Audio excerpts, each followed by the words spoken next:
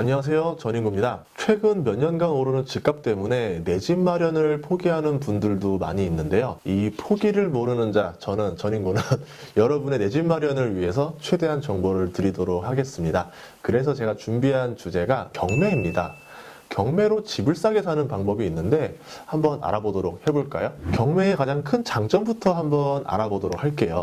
아무래도 이 경매는 입찰을 통해서 가격을 경쟁하기 때문에 집을 시세보다 저렴하게 살 수 있다는 가장 큰 장점을 가지고 있습니다. 이 집을 시세보다 싸게 산다는 게 이게 무슨 마트도 아니고 어떻게 집을 싸게 사냐, 할인하냐 라고 하시겠지만 경매라는 제도는 이걸 가능하게 합니다. 간단하게 설명하면 돈을 빌린 채무자가 있어요. 이 채무자가 빚을 갚지 못할 경우에 돈을 빌려준 채권자가 법원에다가 이 자산을 강제 매각할 수 있도록 요청하는 거죠. 나 이것 좀 팔아서 나 돈을 줘 라고 하면은 그런 법원을 이게 적합하다라 봤을 때 이를 수용하고 그 가격을 감정해서 경매로 시작을 넘깁니다. 사려는 사람이 있으면은 이제 이 가장 가격을 높게 써낸 사람이 이 자산을 낙찰받게 되는 거고, 사려는 사람이 없으면 이제 가격을 좀 더 내려서 다음번에 다시 경매에 붙이는 거죠. 이 과정을 우리가 또 유찰이라고 부릅니다.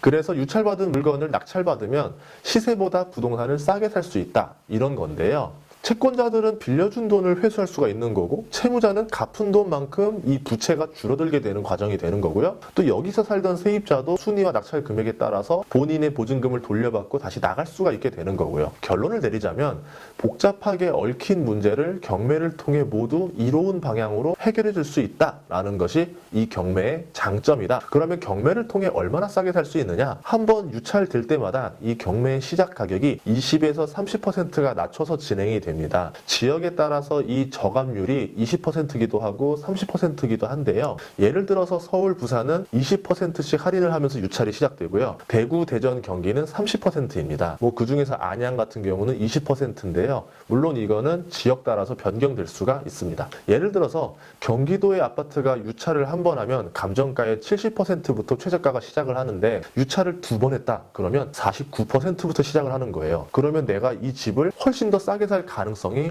생기는 거죠. 경매에 입찰을 하려면 입찰 가격의 10%를 보증금으로 걸어야 되는데요. 이렇게 낙찰을 받고 나면은 나머지 90%의 잔금을 45일 안에 납부를 해야 합니다. 보통은 이 자기 돈으로 다 내는 게 아닙니다. 경락 잔금 대출이라는 걸 통해서 자금을 조달하고 나머지 돈을 자기 돈으로 메우는 방식으로 하는데요. 이렇게 하는 투자를 우리가 레버리지 투자라고 말을 하죠. 실제 투자금이 줄어서 투자 수익률이 올라가게 되는 효과를 가져옵니다. 예를 들어서 3억을 투자해서 3천만 원이 오르면 10%의 돈을 벌었다, 이렇게 말을 하지만 3억 중에 2억 1천만 원을 대출받고 9천만 원을 투자했다. 그렇게 3천만 원을 벌었다 했을 경우에는 9천만 원을 투자해서 3천만 원을 벌었으니 33%의 수익률이 나게 되는 거죠. 보통 경락잔금 대출은 1금융권보다 2금융권이 더 많이 취급을 하고 있습니다. 그러면 경락잔금 대출은 얼마까지 나올까요? 돈을 빌려주는 금융기관 따라 다르기도 하고 또 어떤 물건이냐에 따라서 다르기도 한데 또 개인이냐?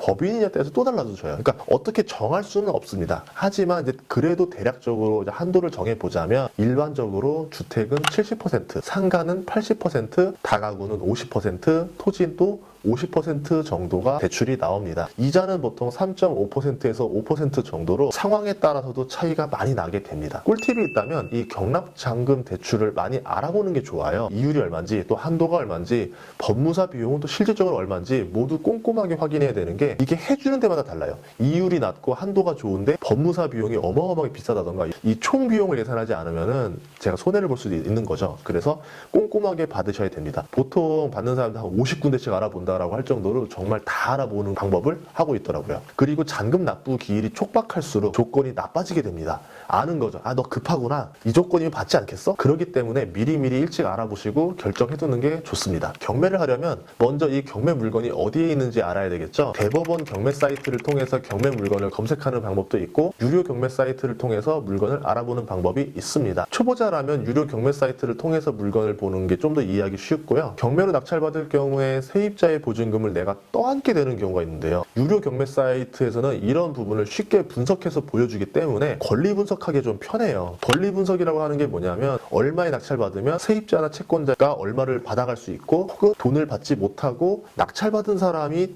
돈을 떠안아야 되는 거, 물어줘야 되는 돈이 있는 건지 또 사람이 있는지 아니면 그렇게 된다면 얼마를 줘야 하는지를 알아보는 과정을 권리 분석이라고 하는 겁니다. 예를 들어서 시세 5억짜리 아파트를 4억에 낙찰받았지만 전세 3억에 살고 있는 세입자의 보증금을 내가 돌려줘야 된다. 이러면 5억짜리 아파트를 4억에 낙찰받았다고 환호를 지르는 게 아니라 여기에 3억을 더 얹어서 7억의 산꼴이 돼버린 거죠. 즉 2억이 손해가 나는 장사를 한 겁니다. 그래서 권리 분석을 잘 하고 대략적인 입찰 가격을 생각해 두고 들어가셔야 되는 거예요. 그 다음은 임장이라고 하는 게 있는데요. 직접 부동산을 보러 가는 겁니다.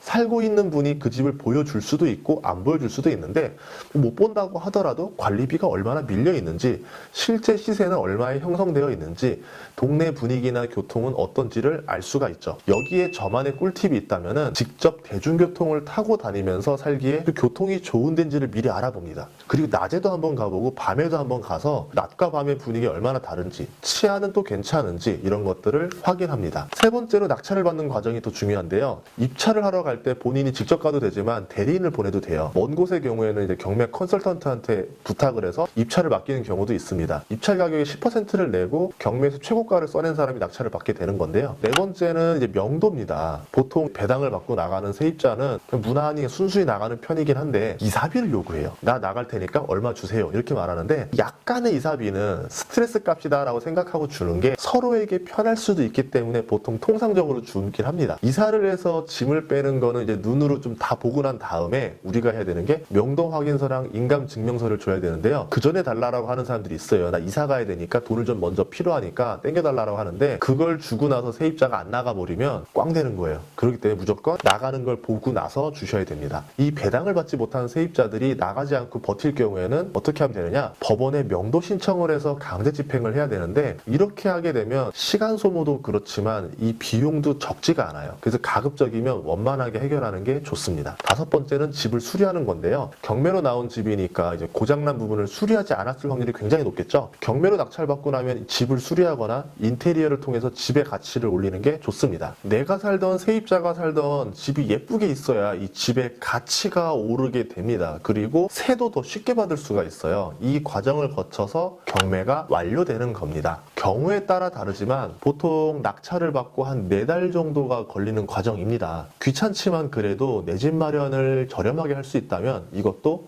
해볼만 하겠죠. 그럼 몇 가지 질문들을 한번 들어볼게요. 낙찰을 받으려고 하는데 아무래도 보증금을 받기 위해 가짜로 만들어진 임차인이 있는 것 같다. 이거 어떻게 구별하면 좋을까요? 라는 질문을 많이 받는데요. 경매에서 채무자나 지인이 친척을 시켜서 위장 임차인으로 만들고 보증금을 가져가려는 경우가 종종 있습니다. 이런 위장 임차인을 발견하는 방법이 하나 있는데요. 우선 의심만으로는 위장 임차인이라고 증명이 되지 않기 때문에 무조건 증거를 모아야 됩니다. 증거의 종류로 임대차 계약서의 진위 여부, 채무자와 친척 관계를 밝힐 수 있는 가족관계 증명서 또는 은행의 거래 명세서 등 같은 게 있겠죠. 이런 증거를 찾아가서 위장 임차인이라는 증거를 제출하면 주지 않아도 될 보증금을 아낄 수가 있는 거죠. 두 번째로 낙찰을 받고 나니 유치권이 있다는 사실을 뒤늦게 알았다. 유치권이 있는 점유자에게 돈을 달라는 대로 다 줘야 되는 거 아니냐라는 말을 하셨는데요. 유치권이란 돈을 못 받는 채권자가 돈을 돌려받을 수 있을 때까지 부동산을 점유하고 있는 겁니다. 하지만 이 모든 유치권이 낙찰자에게 돈을 받을 수 있는 건 아니에요. 유치권 성립 조건에 해당되지 않는 경우가 되게 많이 있기 때문인데요. 유치권의 핵심을 딱 한 단어로 정의하자면 점유입니다. 점유. 유치권이 성립하려면은 유치권 행사 목적으로 점유하고 있을 것, 공간을 점유하고 있고 최소한 주간이라도 점유하고 있거나 경비업체에다가 맡겨서 점유를 하고 있고 출입구를 봉쇄하고 있을 것, 채무자의 동의를 받고 점유하고 있을 것 등 여러 조건들이 있습니다. 유치권이 있는 경우에 경매 초급자는 그래도 하지 않는 게 좀 더 좋은데요. 이 경매를 공부한 사람들도 유치권은 정말 분석을 잘하고 들어가야 되기 때문입니다. 또 다른 질문이 하나 더 있는데요. 경매를 배우기 위해서 경매 학원을 다니겠다, 또 왜 조언을 좀 할 게 없느냐 이렇게 말을 많이 하시는데 무언가를 배운다는 거는 원래 의미가 있는 일입니다. 당연히 좋은 일이에요. 많이 뭔가를 경험하고 이런 건 상당히 추천을 합니다. 하지만 하지 말아야 될 게 있는데 지식은 배우되 거기서 추천해주는 물건은 받지 말라는 겁니다. 경매 물건은 스스로 분석해서 낙찰을 받아야 나의 것이 되는 거고 다음에도 계속 나의 또 올바른 투자를 할 수 있는 건데요. 물론 권리 분석을 물어볼 수는 있어요. 하지만 학원에서 소개해주는 물건을 낙찰받고 물건이 팔리지 않아가지고 손해를 본 분들이 좀 많이 있습니다. 또한 경매를 낙찰받고 대출을 소개해주면서 은행으로부터 대출 수수료를 이제 알선받는 경우도 많은데요. 여러분이 빨리 뭐라도 낙찰을 받아야 콩고물이 떨어지니까 빨리 낙찰받으라고 조금 부추기는 학원들이 있는데 이런 학원들은 피하시는 게 좋습니다. 이렇게 경매를 통해 여러분들이 낙찰을 받거나 노후를 위한 준비를 하셨으면 좋겠고요. 다음 시간에도 다양한 재테크 방법을 안내해 드리도록 하겠습니다. 그러면 다음 시간에 만나요.